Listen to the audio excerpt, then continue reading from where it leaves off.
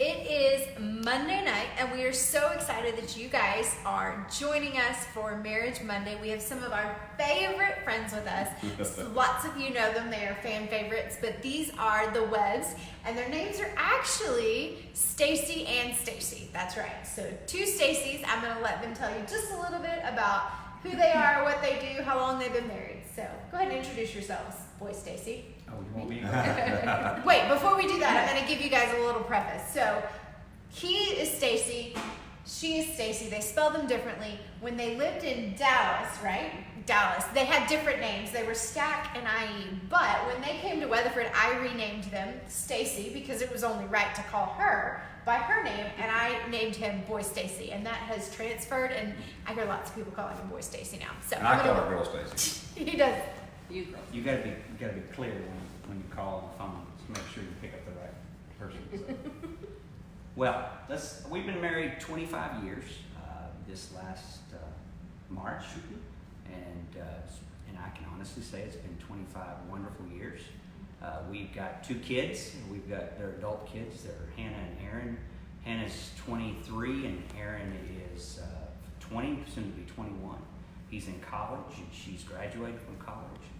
On in her career, and we've been a part of a local church here for now about 10, 11 years, and God's been doing some great things. We came from a church up in Carrollton that we were a part of for 17 years, so our whole adult life has been in church, and God's blessed our marriage because of it. So tell them a little bit about how we became friends. Well, when God moved us out here, we brought the kids to a Wednesday night youth event, and Megan was one of the first people that we encountered as she came out of the church. And as we were kind of going over statistics of the age of our kids and sex, like I had a girl that was she 8th grade? Yep. Grade. Aaron was going to be 5th grade. And Megan was like, oh, we'll be instant friends. That's right. We both have a girl same age, boy same age, same grade. And it was just fortunate that we end up loving each other. That's right. I dubbed it. I said, we're going to be lifelong friends. And God has been so faithful to give us such a sweet friendship. You guys are one of the couples that encourages and challenges Chad and I the most in our marriage. So it's an honor to have you guys on here. So if you are joining us on Facebook Live, we love to see who's here with us. So what we would love for you to do is tag some of your lifelong couple friends that are just those people that encourage you and challenge you. We're going to be talking tonight about how to keep marriage fun, how to keep the love alive, and just some of the practical things that the Webbs have done in their 25 years of marriage that has made it successful, and not just successful in the world's eyes, but it is a marriage after God, truly. And so we're going to talk just a little bit about that. So the Webbs for us, I'll just start right off that one thing they meant to us is we always dated, and they've spurred us on to date even more.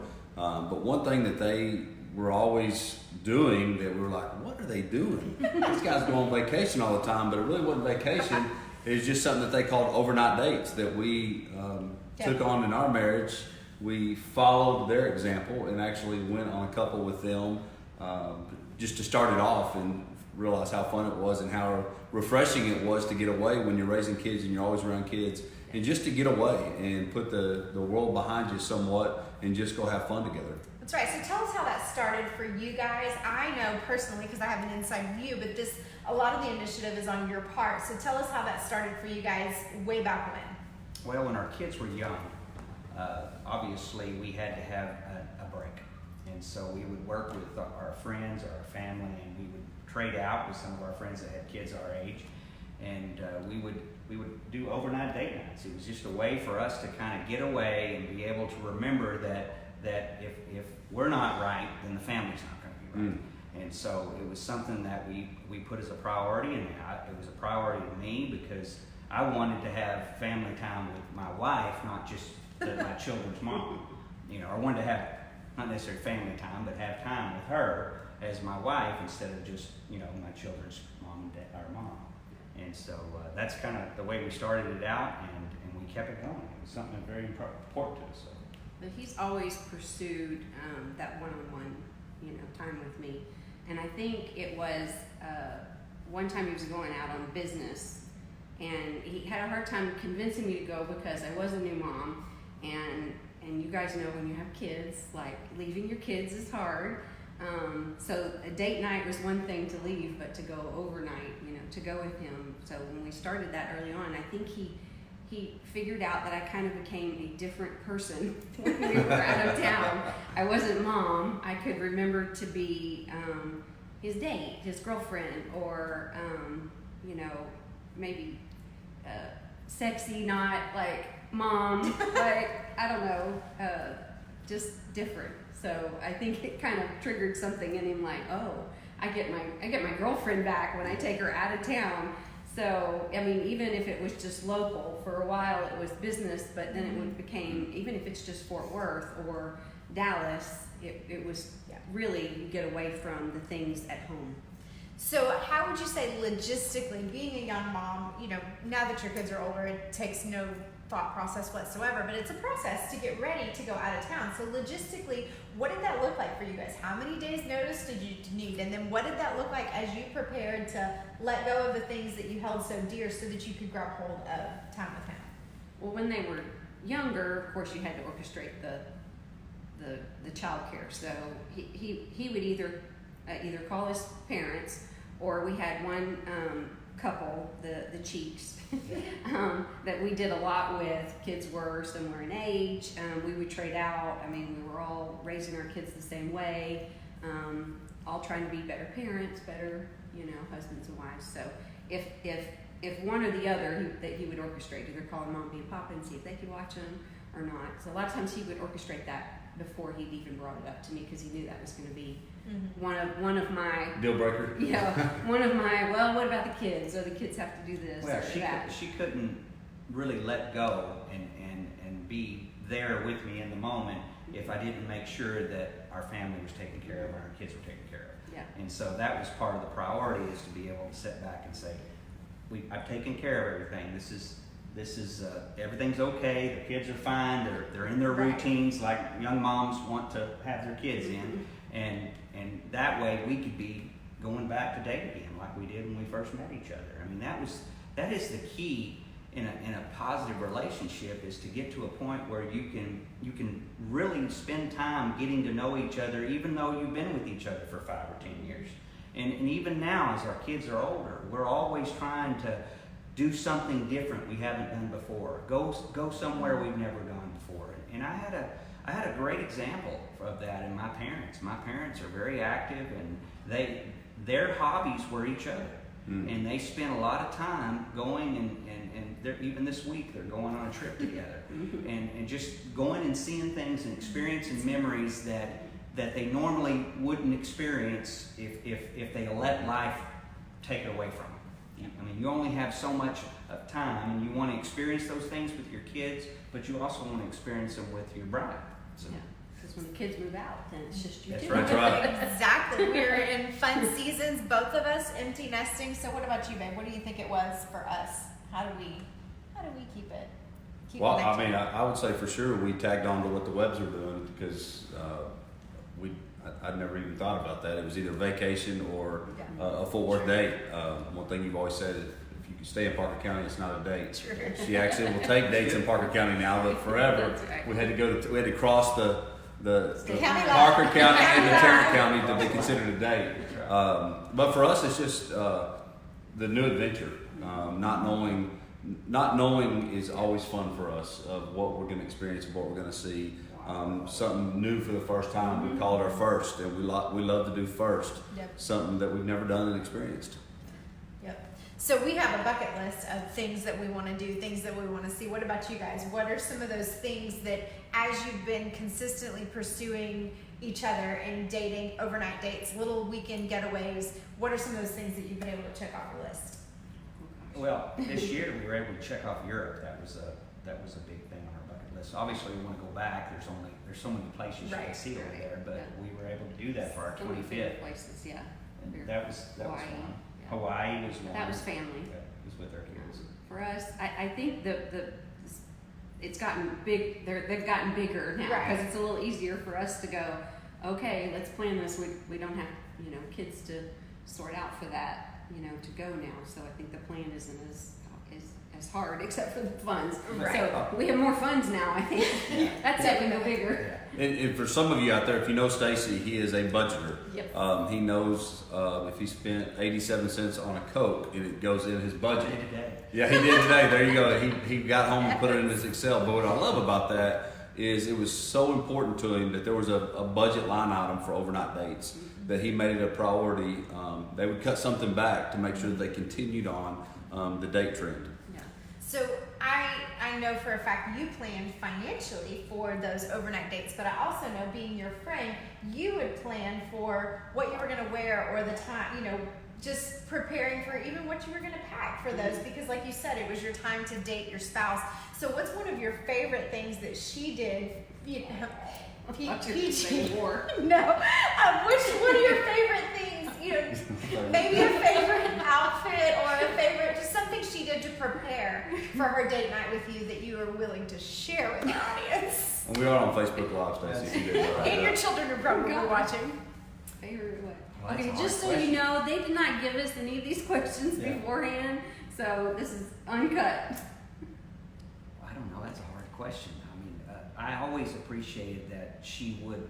One thing I love about her is she always wants to dress for me, and so that's what she'll spend a lot of time. Like Megan said, she'll spend a lot of time trying to figure out how she can dress in a way This is difficult. that it's hard to say. Dress in a way that makes me notice, and I'm not saying that in a negative way. I'm saying that in a way that she knows my heart and she knows what turns my eye, and I want my eye to be turned toward her. So good. And one of the things I want to notice is a lot of times we think we have to have a lot of money in order to do these things. A lot of these date nights were inexpensive.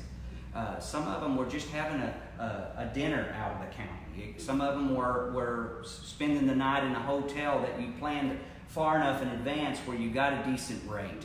And it didn't have to be this, and that's what I loved about her, it didn't have to always be this, Taj Mahal hotel. It was just a nice hotel that was away so that we could spend time together. And so I've always appreciated her. Anytime I did something, she always recognized it. And that's the key. When you reach out to try to do something for your spouse, and your spouses actually notice it and they say something, it makes such an impact.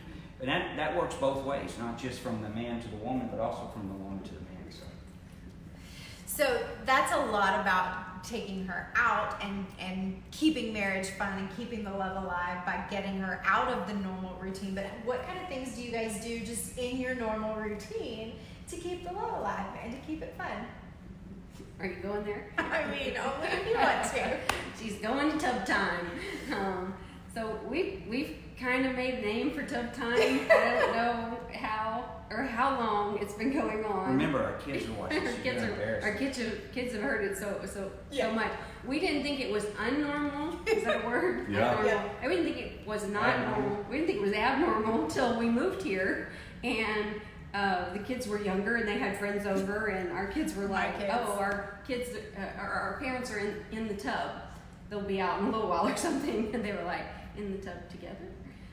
So it is not a sexual thing. It is an intimate thing. I mean, we face one another. We talk. I mean, we've been in there for hours, like pruned, just from chatting. But you can't have your phones. It's hard to fuss when you're naked. I'm just gonna say. And so you download for the day. I mean, Stacy will share his whole day. I'll share my whole day. Like sometimes, if it's just once a week, it's kind of downloading. You kind of get in your routines, and you're just.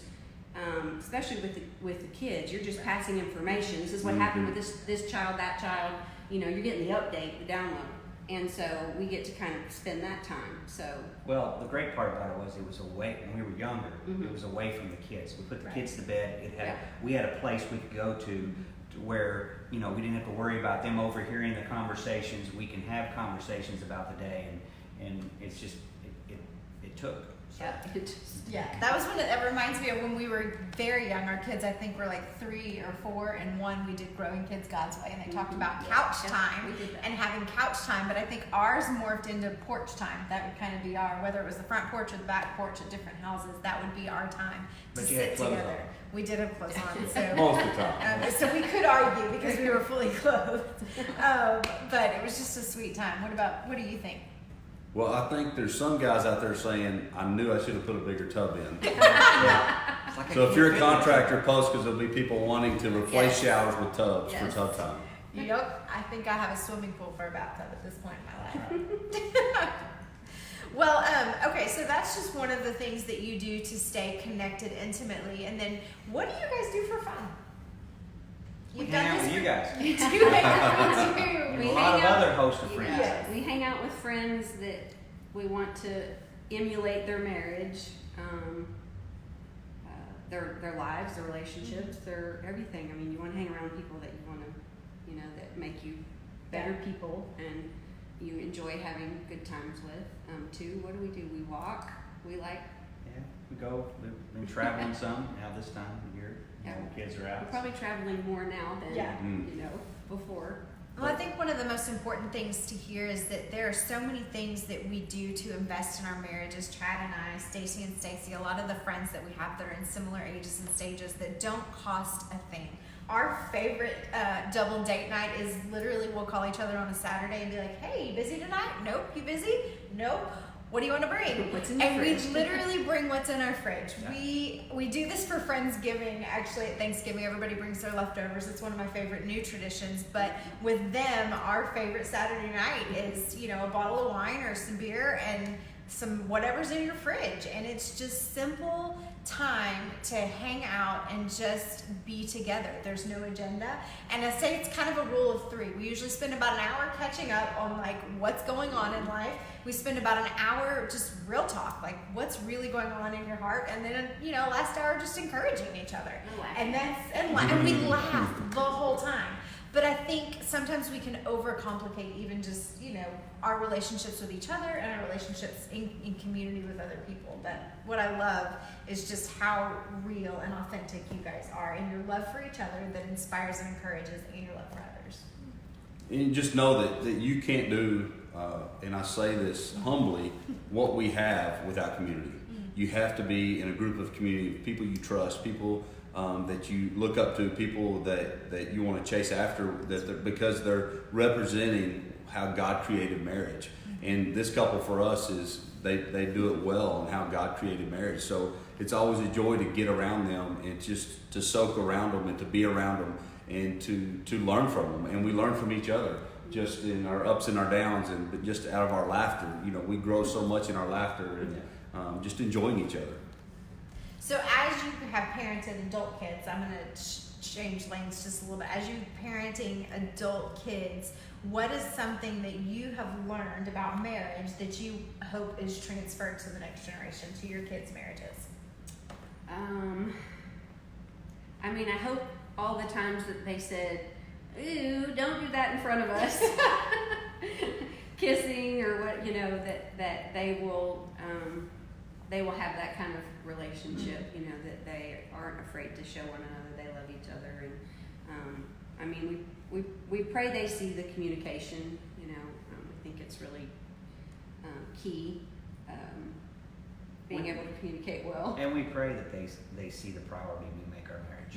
You Yes. know, in our home, I have a prince and a princess, but I also have a queen. And the queen is the one that gets first dibs. And they've always seen that. That's what was emulated in my household, and that's what we want to transfer to them. We want them to realize that after the kids are gone and you're growing up to make your family, we're still here. And that's when it's supposed to get better. And a lot of marriages go through that rough time when the kids are gone. They're trying to figure out. They look across the room and they're like, "Who's this person that I've been living all my life with? This roommate?" And we didn't want that to happen. We were very intentional about not allowing that to happen, because now this is our glory years. And I want to see grandkids, and I want to see our kids have all the things that the good Lord's blessed us with. But I also want some things to take place in our life that hasn't happened yet. There are a lot of things on our bucket list that we have together to obtain. So. The kids aren't in the house, but we still have tough time, and we still do overnight date night. So we're I know Still we gotta got a get house away. to ourselves. we'll have to Airbnb it out for those Yeah. That's right. for other people that have date nights. Yes. So it's just a balance of if you're out there and you have young kids, you're like, I'm not even sure I can view my kids not being in the house. But just know that there's a healthy balance, even while they're in the house, to make your spouse a priority. And it's such a blessing for when you become an empty nester that it's not a let's get on the bike and figure out how to ride a bike, because we already know, because we've invested in our marriage and we know we're excited for this stage of our life. That's right. And it does. It requires some work. It requires planning. It requires sacrifices. It requires not going out to eat during the week so that you can have, money for a babysitter. It requires asking for help, because there are people that are empty nesters like us. We don't go out every weekend. We love loving people's kids. I can't take everybody's kids to the movies, but we do like to borrow people's children to go see kids' movies or to go to the new parks or whatever. But lean into the people that are around you, because sometimes people are just waiting to be asked to be a part of your life. So community, while we love having friends that are empty nesters, we also love loving on younger couples, and I know you guys are the same way. And if you're in a place where marriage just isn't fun right now, I'm sitting next to the king and queen of fun marriage, and I feel like we've got a pretty incredible marriage. But if you're in a place where marriage is not fun, we would ask that you would be willing to let us pray for you. And you can do that with a direct message.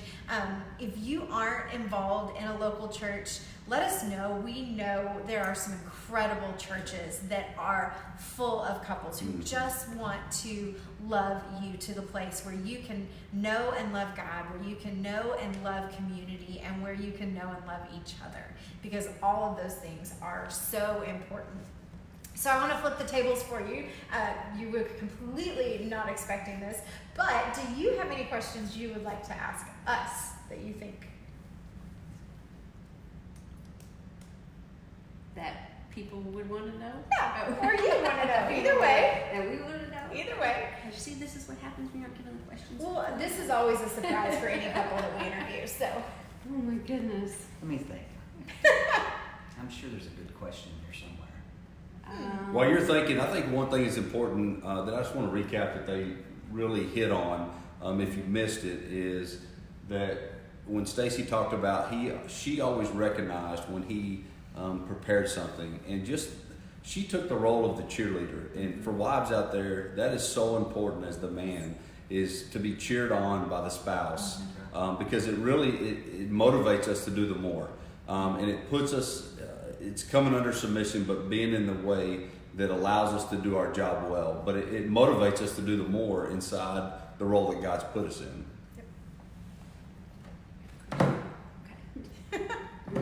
Well, what do you guys do? You asked us. We'll turn the what do y'all do to keep things alive?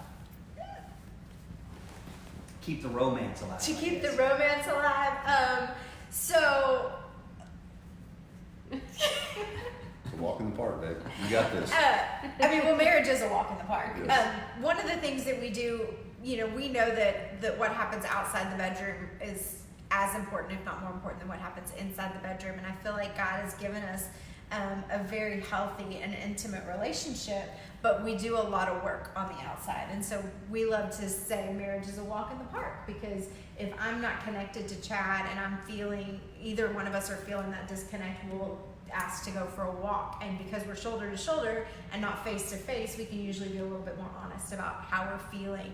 And sometimes if we're in even harder places, we'll invite people to go on a walk with us, which allows more of a safe place, because sometimes the people that love us the most will ask the questions that we aren't necessarily willing to ask each other. So it just opens up that conversation. But then I would just say, just keeping it fun. And We're foodies.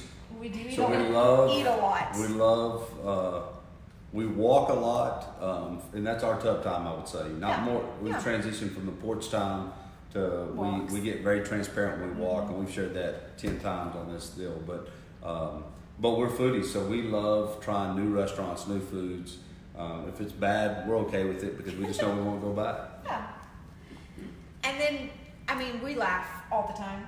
Most of the times it's at me because Chad's said something or done something funny, and I don't take it personally, but we laugh a whole lot. And I mean, you had a really good comment. You were talking about this being able to respond to one another in the right way and to create those intimate times, and that's something that we have to work on as well. We have to continue, even outside the tub. You have to continue to have those times where if I don't take the time to pour into her the things that she needs, the listening that she needs, the verbal encouragement that she needs, then what happens behind the bedroom door, it's reflective of that.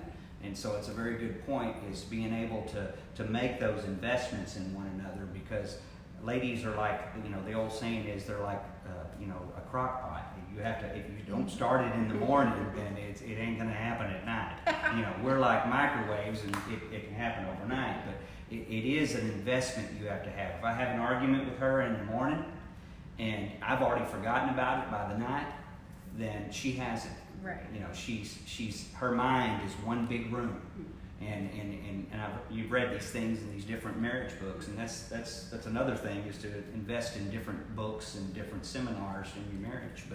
But truthfully, if you get to a point where you don't take the investment in the beginning, then you won't have the investment or the reward of the investment in the end. So. Yeah, literally, especially early on. We went to I think we read every book. We went to every marriage conference, which is a good segue, because you were like, they're the questions that you don't normally ask. Well, if you're not doing things that, conferences and stuff that remind you of the things, you shouldn't be taking each other for granted.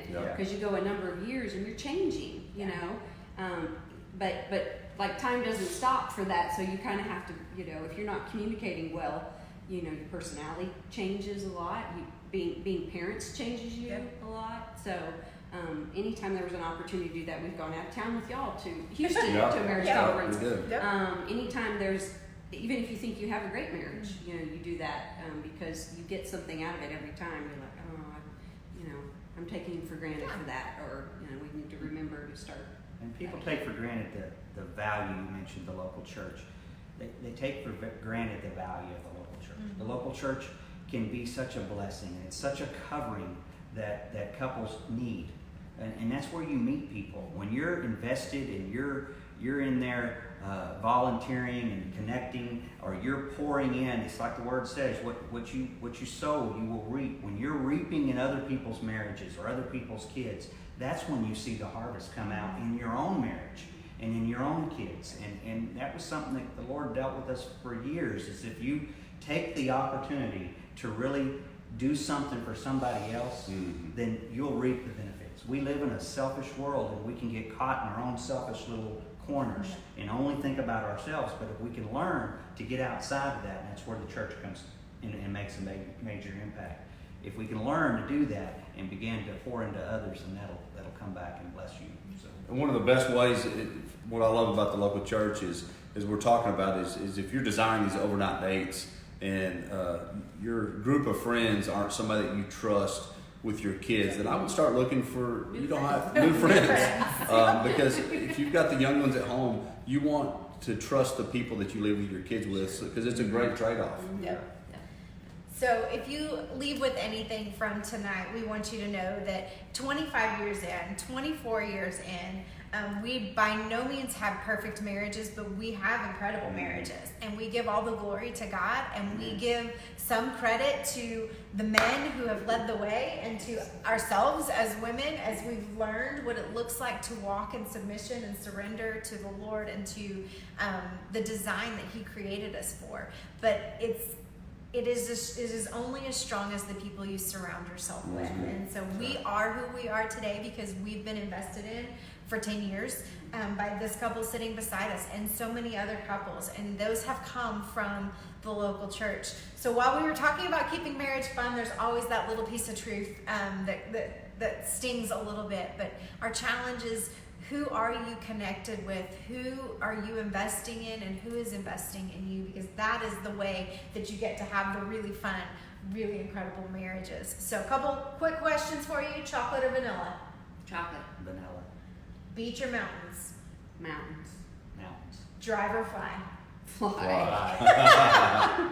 Well, thank you guys so much, Stacy and Stacy. We love you guys dearly, and I know that our audience was honored to have you. So I'm going to actually do this. I don't always do this, but if you have any specific questions for Stacy and Stacy, you can leave those in the comments here, and they'll come back and they'll check these, and I'll tag them and just make sure that they can answer some of those questions.